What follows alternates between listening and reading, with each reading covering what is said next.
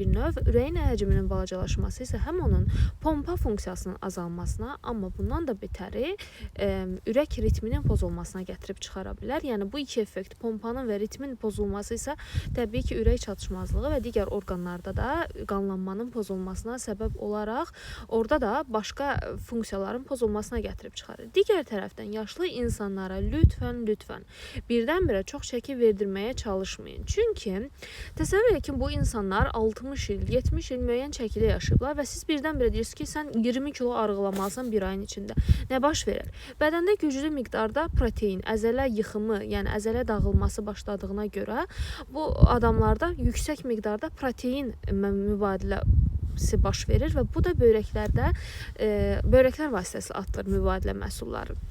Amma bu adamların Allahından böyrəyi əksərən çox yaxşı inkişaf eləmir, daha doğrusu çox yaxşı funksiya görmür və siz ekstra bu